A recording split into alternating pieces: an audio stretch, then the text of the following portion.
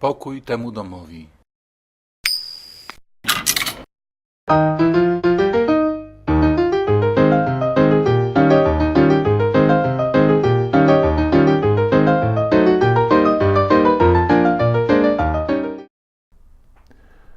Bardzo denerwowało przeciwników Pana Jezusa to, że, jak to mówili, zadawał się z grzesznikami. Rzeczywiście, poszedł do Mateusza, był u Zacheusza, pozwolił obmyć swoje nogi jawnogrzesznicy.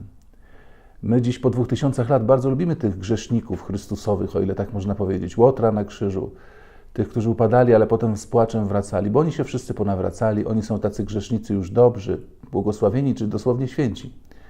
Ale czy nasza mentalność w sposób wystarczający się zmieniła? Czy rzeczywiście przyjmujemy z pokorą tę misję Kościoła, byśmy poszli do grzeszników i próbowali ich ratować?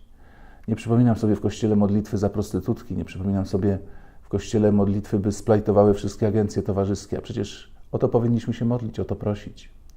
Pamiętam kiedyś rozmowę z kardynałem Wyszyńskim, rozmowę, spotkanie, które odbyło się w seminarium z klerykami.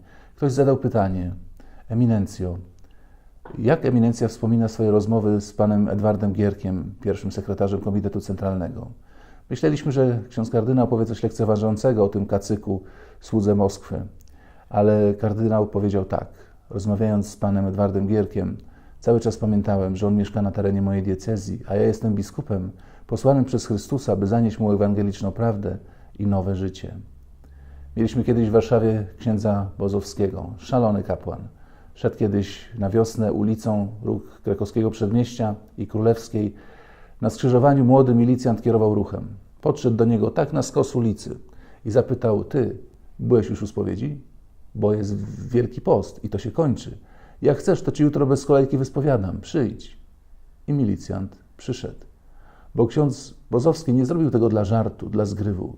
Naprawdę chciał, żeby ten młody chłopak wyspowiadał się na święta.